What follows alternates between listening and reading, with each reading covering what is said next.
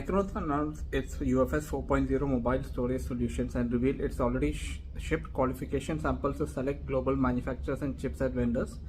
The new tech will allow it to manufacture storage in 256, 512, and 1 terabyte capacities.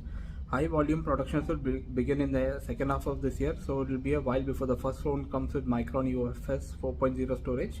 It will be built by the 232-layer TLC flash. According to the company, the 6-plane NAND architecture enables higher random read throughout compared to previous generation.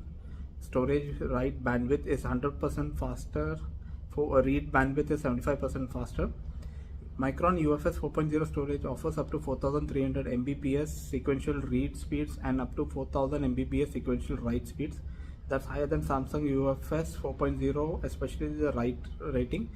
Additionally, the new UFS 4.0 chips are 25% more power efficient and 10% it has less latency than Samsung ones. Renders from the Asus Zenfone 10 has leaked out, and it has already shown you the colors and design options.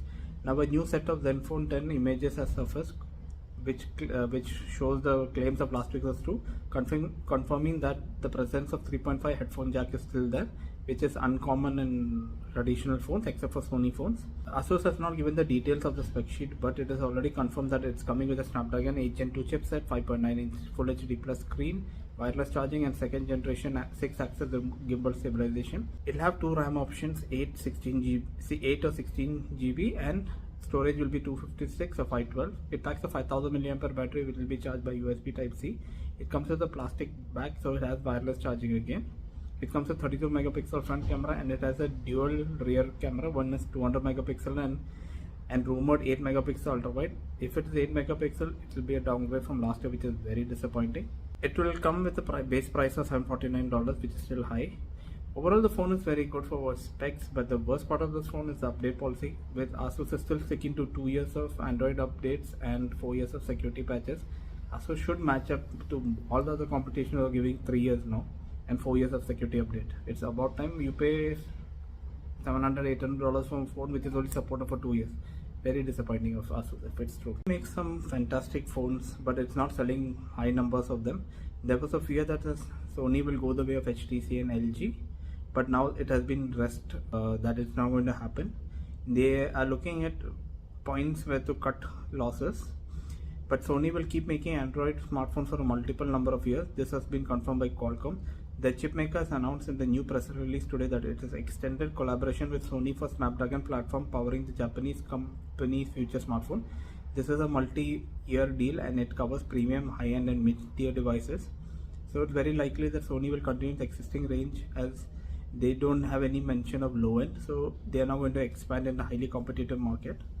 Sony and Qualcomm joint efforts will focus on the integration of Qualcomm technology, advanced Snapdragon mobile platform into Sony's future smartphone lines, providing users with enhanced functionality, higher performance and more intensive user experiences. Sony's One Mark V is the latest smartphone. It's powered by the Snapdragon 8 Gen 2 chipset. It has been well received by the consumers, so we can expect more cutting-edge technologies in Sony's phone in the future. Redmi, which is a sub-brand of Xiaomi, is coming up with a second tablet known as Redmi Pad 2. A leak shows details of the Pad 2. It will be launched in China this year, and the model will come in 3 storage configuration. The entry level will have 4 GB of RAM and 64 GB of storage. Additionally, you'll have a 4 GB of RAM and 128 GB storage. There will be an option of 6 GB of RAM and 128 GB storage. It will come with Wi-Fi 2.4 GHz and 5 GHz. It will come with MIUI 14 based on Android 13.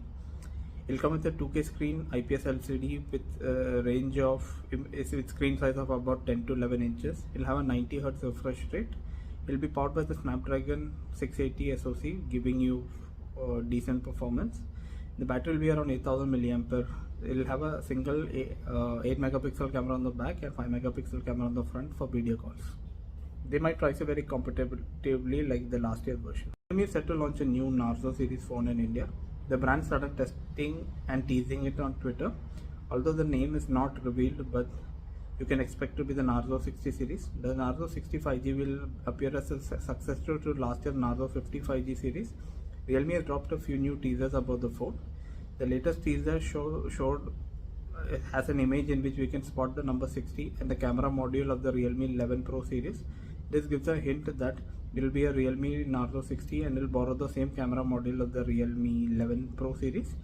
Another teaser shared by Realme Narzo on Twitter revealed it will come with a curved display and a center aligned punch hole cutout. It will have a 61-degree curvature. The bezel on the top and bottom are quite minimal. Previous teaser revealed the upcoming smartphone will have a capacity to store 250,000 photographs, meaning it will come with 256 onboard storage. The core specification unknown at the moment, but Realme and Amazon has put a microsite of the upcoming offering that will be revealing more details on the coming days. It will be a rebadged version of the Realme 11 Pro series, and there is another Narzo phone coming with a Dimensity 6220 processor coupled with 8 GB of RAM.